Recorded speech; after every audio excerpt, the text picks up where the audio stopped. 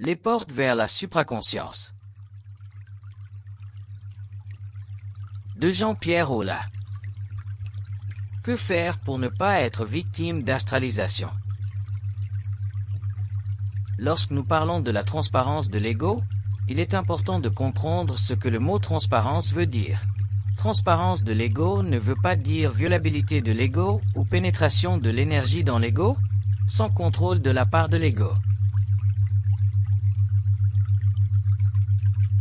Si l'ego est transparent à son énergie intérieure, à l'énergie de son esprit, il faut qu'il y ait équilibre entre l'ego et l'esprit, sinon l'ego est possédé par son esprit. Et cette forme de transparence mène naturellement à une forme ou autre d'initiation, donc à une souffrance. Transparence de l'ego veut dire perception égoïque et intelligente de son propre esprit, de son énergie créative. Lorsque l'ego est transparent, il est réceptif mais il n'est pas réceptif à n'importe quoi. Il y a de la lucidité dans sa réception. Sinon il est testé. Et tant que l'ego est testé, c'est qu'il n'est pas capable de suffisamment se protéger. Donc, lorsque nous parlons de transparence de l'ego à son énergie, nous impliquons aussi la capacité chez l'ego de se protéger à tous les niveaux contre son énergie. Ceci établit un équilibre parfait entre l'ego et l'esprit. Ceci permet à l'être humain de bénéficier de son esprit, de ne pas être piégé par des courants spirituels qui pourraient colorer cet esprit. La transparence égoïque implique une lumière, une intelligence créative dans le mental, mais non une disponibilité de l'ego à son énergie. Si l'ego est disponible à son énergie d'une façon où la protection de lui-même n'entre pas en jeu, il est englobable par son énergie. Pour qu'il y ait équilibre entre l'esprit et l'ego, il faut que l'ego sache se protéger contre l'esprit, parce que l'esprit travaille toujours à perfectionner sa relation avec l'ego. Si l'ego n'est pas conscient de cette relation avec l'esprit, si l'ego n'est pas conscient que l'esprit travaille toujours pour perfectionner son rapport avec lui, il devient disponible à n'importe quelle énergie passant à travers ses principes et il risque de se créer de la souffrance. Par contre, si sa transparence est fondée sur l'équilibre de l'esprit et de l'ego, à ce moment-là, l'être humain bénéficie de la transparence, c'est-à-dire qu'il devient virtuellement un canal, il devient véritablement un canal, mais non pas un canal qui est englobé par l'énergie, mais bien un canal qui peut utiliser cette énergie de façon créative pour que l'ego puisse, avec le temps, se sortir de la survie, c'est-à-dire se sortir d'une condition de vie où il devient nécessaire qu'il puisse bénéficier d'une puissance créative issue du domaine de l'esprit plutôt que d'une puissance créative issue de simplement des talents ou de l'expérience, faisant partie de la programmation de l'âme. Mais pour que l'être humain puisse bénéficier de sa propre transparence, être transparent et à la fois ne pas être englobé par l'énergie, il lui faut un haut niveau de lucidité, c'est-à-dire une capacité intégrale de se protéger contre toute forme de perte, donc toute forme d'illusion qui peut créer ou mener vers la perte. Être transparent n'est pas simplement une faculté de se rendre disponible à son énergie, c'est aussi une faculté d'être parfaitement en harmonie et en contrôle à la fois de cette même énergie. L'énergie doit servir l'être humain, et non l'être humain, l'énergie. Dans le cas de la conscience supramentale, la transparence de l'ego est très éloignée de toute forme de mysticisme. Elle représente une prise de conscience mentale, un état d'intelligence permanent à l'intérieur duquel l'ego peut vivre et avec lequel il peut être créatif. L'intelligence créative de l'être humain, ou la puissance de l'être humain par rapport à son esprit requiert que ce dernier ait une grande transparence afin de pouvoir bénéficier d'une énergie totalement décolorée. Si l'énergie mentale de l'être humain n'est pas décolorée, sa transparence peut être spirituelle ou mystique, et à ce moment-là, l'être humain ne peut pas bénéficier sur le plan matériel d'une relation créative avec l'esprit, il ne fait que bénéficier sur le plan matériel d'une relation astrale, avec des énergies spirituelles faisant partie de l'expérience de l'âme, même si cette âme est très évoluée. L'évolution de la conscience supramentale sur la Terre permettra à l'être humain de bénéficier d'une très grande transparence de l'ego, et dans un même temps, elle lui permettra aussi de bénéficier d'une capacité intégrale de balancer l'énergie qui sera canalisée en lui avec un mental qui pourra parfaitement bien l'utiliser. Si l'être humain ne peut pas parfaitement bien utiliser l'énergie qui est canalisée en lui, il peut facilement devenir mystique ou spirituel, donc il peut facilement demeurer prisonnier d'un état d'âme qui n'est pas encore suffisamment perfectionné pour bénéficier de l'énergie créative sur le plan matériel. Donc, l'être humain demeure, à ce moment-là, un être en voie d'évolution au lieu de devenir un être intégral. Tant que nous n'avons pas établi une relation parfaite, un équilibre parfait avec l'énergie de l'esprit, nous sommes vulnérables. Être vulnérable ne représente aucunement une forme d'intelligence. Au contraire, cela représente une forme d'assujettissement, une forme d'initiation, une forme d'englobement. Lorsque l'être humain était spirituel pendant l'involution, il pouvait subir ou vivre à l'intérieur de cette énergie, de cette enveloppe. Il pouvait demeurer pendant très longtemps prisonnier d'une force plus grande que lui-même. Mais avec l'évolution de la conscience supramentale et de la science de l'invisible, l'être humain ne pourra plus subir son énergie comme il le fit pendant l'involution. Et c'est justement cette différence entre lui et le passé qui permettra à l'être humain nouveau de finalement prendre possession de son être, prendre possession de son énergie et de redonner à la vie, sur le plan matériel ou sur d'autres plans consécutifs, une valeur d'expérience totalement créative et jamais plus conditionnée par les lois karmiques. La transparence de l'ego, telle que nous voulons la faire comprendre, représente pour l'être humain une capacité intelligente et intelligible de sa part qui lui permet, à court ou à long terme, d'investir dans la vie sur le plan matériel pour le moment, afin que l'investissement crée pour sa vie un acquis définitif, un acquis accumulatif et un acquis qui, au cours des années, au lieu de le mener vers l'inquiétude ou vers une forme quelconque d'insécurité, le mènera vers un état de vie matériel de plus en plus sous le contrôle de son intelligence, donc de plus en plus ajusté à ses besoins à long terme, et aussi de plus en plus ajusté à l'équilibre dont il a besoin entre l'énergie de son esprit et la réceptivité de l'ego. La transparence égoïque ne doit pas être vue comme étant un état de réception passive, mais comme étant un état de perception intelligent, dans la mesure où nous pouvons percevoir intelligemment notre énergie, dans la mesure où nous pouvons percevoir intelligemment cette vibration qui fait partie de notre mentalité, nous pouvons sur le plan matériel nous abstenir de souffrir. C'est ici que la transparence créative devient intéressante. C'est ici que la transparence créative, je dis bien, devient valable. Si la transparence n'est pas créative, autrement dit, si elle ne sert pas l'être humain, elle sert les forces en lui, donc c'est une transparence, mais à l'intérieur de laquelle il y a de l'illusion. Donc, c'est une transparence astrale. Donc, l'être humain doit veiller à ce que sa transparence égoïque ne soit pas une transparence astrale, mais une transparence mentale. C'est-à-dire une transparence capable de voir à travers le jeu subtil de l'esprit, les mouvements qui pourraient lui nuire, lui faire perdre, l'arrêter, l'infirmer. Si la transparence, elle est mentale, l'être humain verra très clair. Si la transparence est astrale, l'être humain se sentira très près de l'invisible. Mais se sentir très près de l'invisible devient pour lui, à ce moment-là, une forme de soumission, une forme de domination, parce que lorsque l'on se sent près de l'invisible, on se sent éloigné de la matière. Et l'être humain doit faire la jonction entre l'invisible et la matière, il est le pont.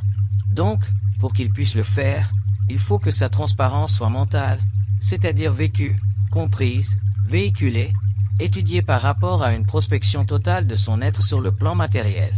Donc, si nous ajoutons à la transparence, la protection de soi par rapport aux forces internes qui travaillent, notre transparence deviendra de plus en plus mentale, donc de plus en plus intelligente, et nous pourrons avec le temps en bénéficier. C'est-à-dire utiliser le canal qui fait partie de notre organisation psychique et nous donner sur le plan matériel les choses qui font partie des besoins de l'être humain, tant qu'il est sur le plan matériel. Mais si nous perdons conscience de la nature de la transparence mentale, et que nous nous laissons éblouir par ces aspects extrasensoriels, vibratoires, nous perdrons de la lucidité, nous n'aurons pas de discernement, et nous serons forcés de vivre une vie piégée par un mouvement d'énergie puissant en nous qui nous englobe, mais qui ne nous libère pas. Et l'être humain doit être un être libéré, il doit être un être libre, mais il doit être un être libre ou libéré, utilisant sa liberté sur le plan matériel, pour le moment. Sinon, à quoi sert d'être conscient sur la Terre? À quoi sert de bénéficier d'une science universelle de l'être humain sur la Terre, si lui, en tant qu'être, ne peut pas bénéficier de sa science, s'il est impuissant dans son savoir, s'il est impuissant dans son mental, parce que la transparence de l'ego n'est pas parfaitement comprise. L'être humain ne peut pas être un jeu ou un jouet des forces occultes en lui, il ne peut pas être un jouet des forces astrales et il ne peut pas non plus être un jouet des forces mentales. C'est lui qui doit jouer à construire ses propres jouets pour que les forces occultes en lui, d'ordre mental, le servent à créer sur le plan matériel des conditions de vie qui coïncident avec sa nobilité, avec son intelligence, sa volonté et son amour. Sinon, il est simplement un singe gardé dans une cage dorée, qui elle-même est maintenue par un fil invisible. La transparence ne peut pas être comprise comme étant une ouverture à tous les vents de la conscience créative. L'être humain doit, sur le plan matériel, en fonction de son intelligence et de sa sensibilité intérieure, utiliser la transparence de sa conscience comme une voie à sa créativité et à son bien-être, sinon il devient totalement vampirisé par les forces psychiques qui font partie de sa conscience en évolution. Que l'être humain soit astralisé par les entités ou qu'il soit manipulé psychiquement par le double, ça n'a aucune importance, c'est lui qui doit avoir le contrôle. Donc, il doit regarder tout ce qui se meut en lui à partir de son bien-être, en fonction de la protection qu'il doit se donner, afin de ne pas souffrir de sa sensibilité, et aussi de ne pas souffrir d'une créativité qui n'est pas encore certaine. La transparence, dans le fond, est une élévation de sa conscience, elle représente une ouverture de son esprit. Mais lui, face à cette transparence, doit développer une grande lucidité, c'est-à-dire qu'il doit apprendre à se protéger totalement afin que la transparence devienne pour lui un être, une fonction créative de son intelligence et non pas une condition qui puisse servir à retarder l'évolution de son bien-être et à le plonger dans la souffrance. Être transparent ne voudra plus dire demain être totalement ouvert à l'invisible. Être transparent réfléchira le besoin chez l'être humain de pouvoir regarder à travers la fenêtre de sa conscience. Et dans un même temps, se protéger contre les vents qui viennent de l'extérieur, donc la transparence sera semblable à une vitre à travers laquelle l'être humain peut regarder les mouvements de son esprit.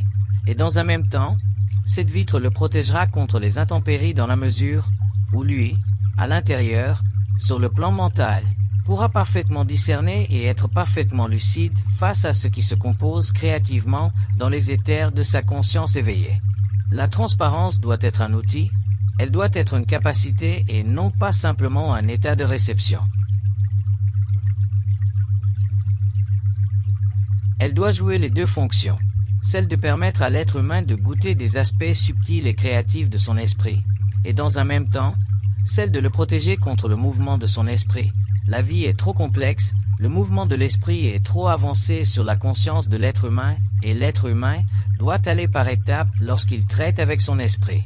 Mais à partir du moment où il traite créativement dans le mental, il doit pouvoir se protéger et avancer lentement, toujours en se protégeant, afin de pouvoir bénéficier de cette transparence, sinon il devient, sans s'en rendre compte, englobé, et il peut facilement être mutilé. L'évolution de la conscience supramentale permettra à l'être humain de comprendre toutes les facettes de la conscience humaine, mais l'être humain ne peut pas comprendre ces facettes d'un jour à l'autre. Il les comprendra au fur et à mesure où il avancera dans la vie, il réalisera les principes qui auront été élucidés pour faciliter sa compréhension, mais il devra le plus tôt possible s'organiser mentalement et émotivement pour ne jamais dépendre des forces internes. Il doit les utiliser, les forces internes, mais il ne doit pas dépendre d'elles, dans ce sens qu'il doit être libre mentalement de choisir ce qui est bon pour lui, il doit être capable mentalement d'élucider et d'avoir une mentalité très claire et très nette face à ce qu'il veut faire, il ne peut pas se laisser souffler pour aucune raison des intentions qui ne font pas partie de son contrôle, qui ne font pas partie de son bien-être actuel. La transparence est un couteau à deux tranchants. Elle permet à l'être humain d'aller chercher plus loin dans sa conscience les aspects créatifs, et d'un autre côté, elle l'assujettit temporairement à un mouvement de l'esprit que lui ne comprend pas encore, qu'il ne peut pas encore parfaitement contrôler, parce qu'il ne possède pas suffisamment de discernement ou de lucidité dans le mental. Donc c'est à l'être humain de bien reconnaître ces principes de protection et de contrôle nécessaires au mouvement graduel de l'esprit à travers son être sans pour cela être ou devenir pour une raison ou une autre influencé par l'esprit.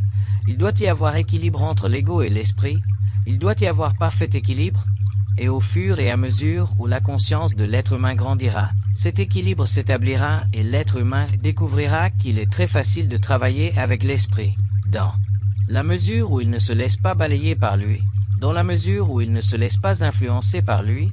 L'esprit est une source d'intelligence, l'être humain est l'appointement de cette intelligence et les deux aspects de ce mouvement d'énergie doivent être équilibrés, sinon l'être humain ne peut pas bénéficier de sa transparence et il devient facilement une proie à des forces en lui qui sont très fortes, très grandes, très subtiles et qui cherchent constamment à perfectionner le rendement avec lui. La transparence est une façon à l'être humain de se donner sur le plan matériel une très grande opportunité de vivre à la mesure des plus hautes vibrations qui puissent passer par son mental.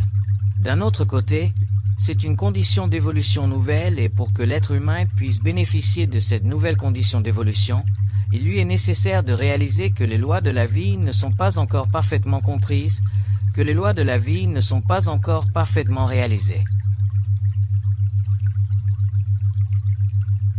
Et tant que l'être humain ne sera pas arrivé à un point dans son évolution où il sentira l'équilibre entre l'intérieur et l'extérieur, autrement dit, l'équilibre entre l'esprit et lui-même, il ne pourra pas parfaitement bénéficier de sa transparence et il aura besoin d'autres êtres autour de lui, d'autres êtres humains, plus avancés, pour pallier contre la décharge de plus en plus grande, de plus en plus vibrante, de l'esprit qui cherche la fusion, qui cherche l'unité avec l'être humain, mais que l'être humain ne doit pas vivre ou connaître au prix de sa propre détérioration.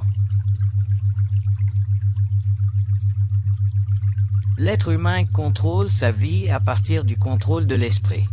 Tant qu'il n'apprendra pas à contrôler sa vie, il ne pourra pas contrôler l'esprit, parce que l'esprit, dans sa descente à travers les centres d'énergie, est en lui-même vampirique, dans ce sens que l'esprit prend toute la place dont il a besoin afin d'effectuer le travail de la fusion.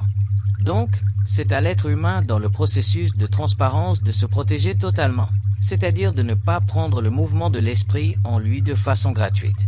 L'esprit est à l'être humain ce que l'être humain doit être à lui-même.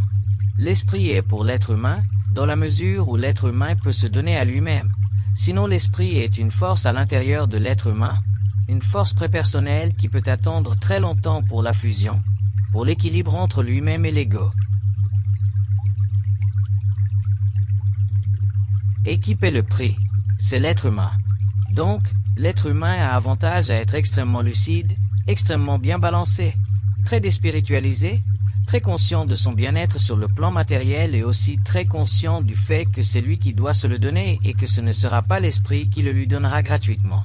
Là où l'esprit sert l'être humain, c'est dans le mouvement de l'énergie créative. Là où l'être humain se sert, c'est dans la réalisation que ce mouvement d'énergie créative a un prix et ce prix, c'est la protection qu'il doit se créer de façon totale afin d'empêcher d'être vampirisé par son propre esprit qui descend dans la matière et s'unit avec lui. La transparence devient valable chez l'être humain lorsqu'il a réalisé profondément le besoin de ne pas souffrir sur le plan matériel à cause des mouvements vibratoires de sa conscience de plus en plus éveillés à l'esprit. Lorsque la conscience de l'être humain s'ouvre à l'énergie et grandit dans le savoir, cette conscience doit dans un même temps se protéger contre l'énergie et utiliser son savoir d'une façon réaliste et non pas l'utiliser simplement de façon psychologique, philosophique, spirituelle ou occulte. Le savoir de l'être humain doit être intégral, c'est-à-dire qu'il doit être parfaitement balancé dans ses aspects occultes et dans ses aspects matériels, sinon l'être humain perd toute contenance.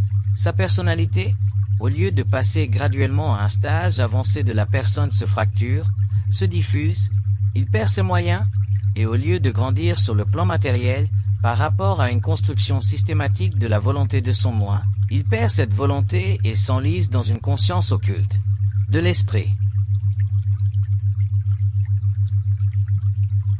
Que l'esprit soit occulte, que l'esprit soit une dimension de l'être humain qui est suprarationnelle, c'est une chose. Que l'esprit soit compréhensible à partir du mental humain, c'en est une autre.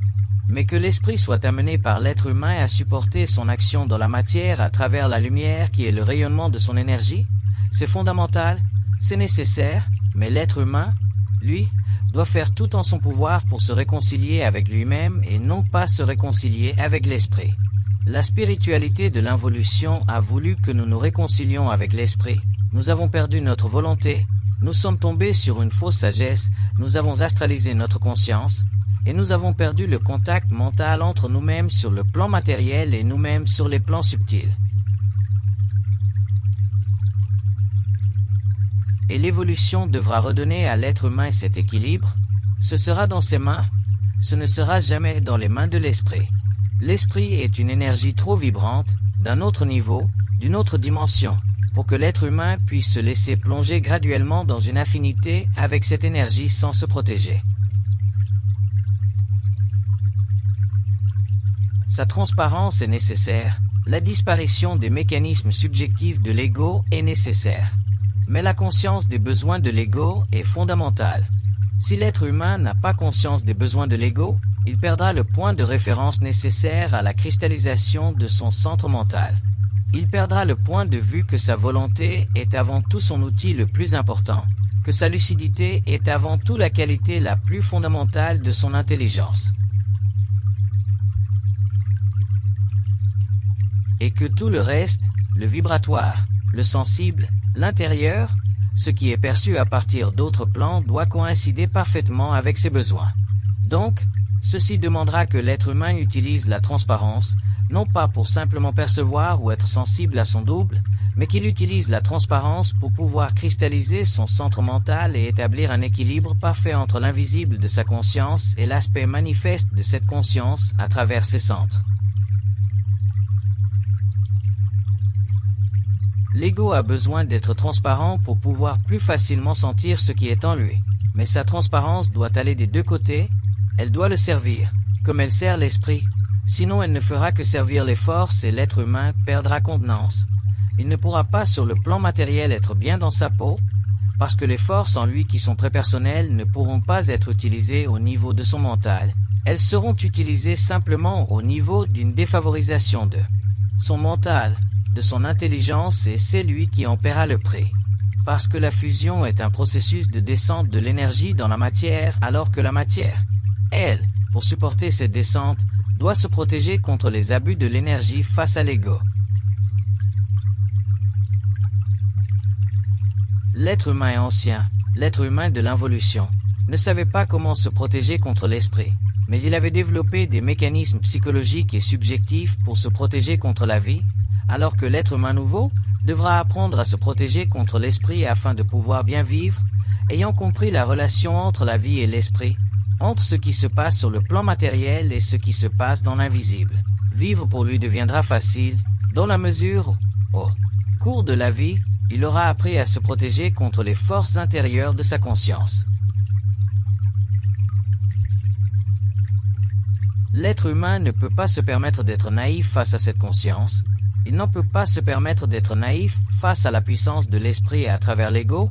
Il doit être intelligent, c'est-à-dire qu'il doit être capable de voir à travers le jeu de l'esprit, utilisant les événements pour le développement de la conscience humaine. Dans la mesure où l'esprit utilise les événements pour le développement de la conscience humaine, il le fera selon les faiblesses de l'ego. Si l'ego n'a pas conscience de l'ordre, n'a pas conscience de ses besoins, il n'a pas conscience de ses besoins dans une mesure ordonnée, il y aura toujours suffisamment d'espace pour que l'esprit crée en lui de la souffrance, parce que l'ordre représente dans le fond l'expression de la volonté de l'être humain sur le plan matériel en relation avec les forces de vie qui constituent la base créative de sa conscience.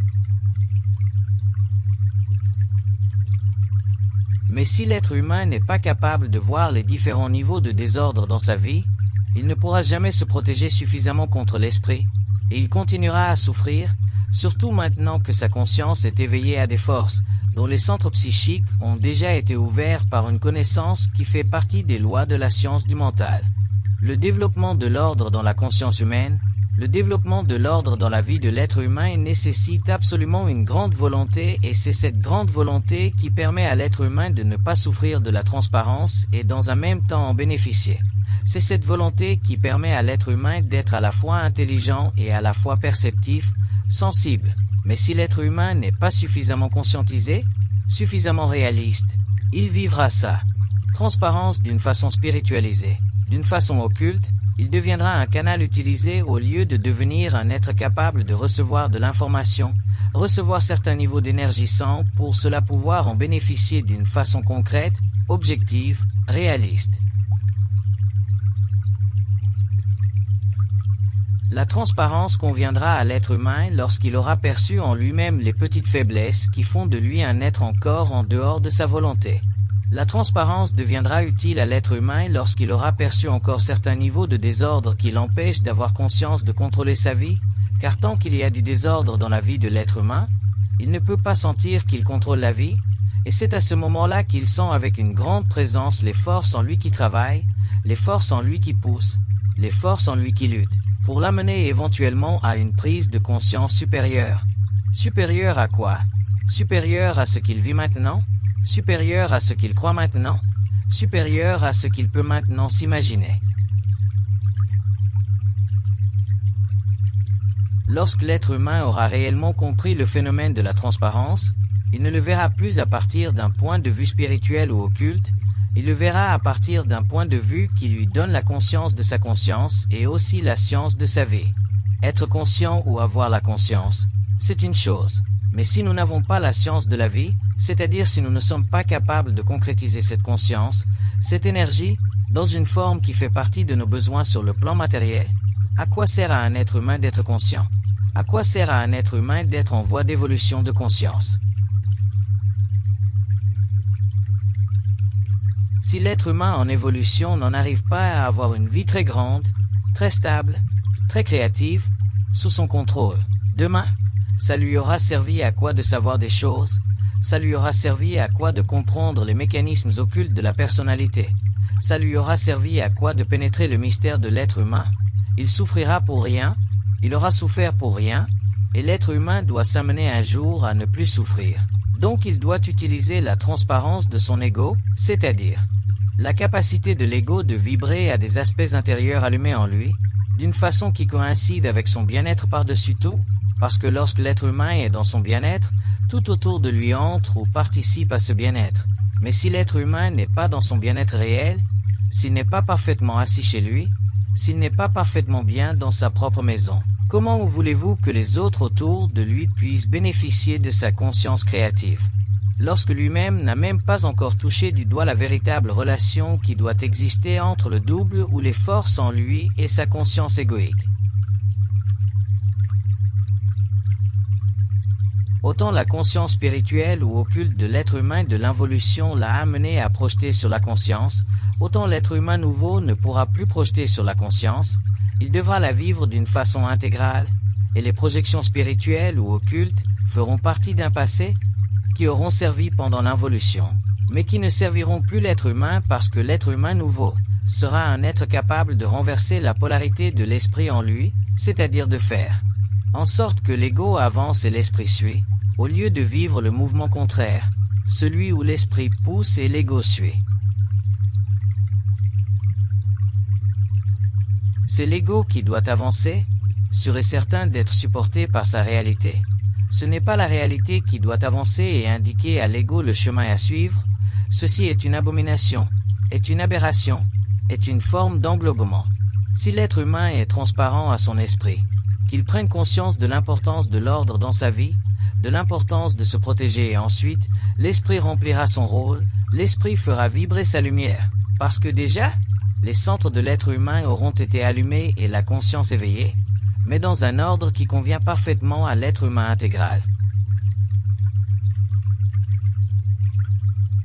Les mots ont une valeur sur le plan vibratoire, mais ils doivent aussi avoir une valeur sur le plan de l'expérience nouvelle, c'est-à-dire sur le plan de la vie créative. Lorsque les mots et la vie créative deviennent un, L'être humain est dans son bien-être, il est parfaitement bien dans sa peau, mais lorsque les mots représentent une élégance spirituelle ou une élégance mentale, occulte, un panache de l'esprit égoïque, éveillé à une certaine conscience et qu'il ne coïncide pas parfaitement avec l'action de l'être humain, parce que sa transparence l'a amené à l'oubli de soi pour ne vivre que la présence de l'esprit. L'être humain vit une aberration qu'il devra un jour corriger, et cette aberration sera corrigée dans la mesure où il aura pris conscience parfaitement de se donner dans la vie un ordre qui convient à sa volonté, au lieu de vivre dans un désordre quelconque parce qu'il vit une certaine transparence égoïque qui le met en contact vibratoire ou autre avec l'esprit, le double, son être intérieur.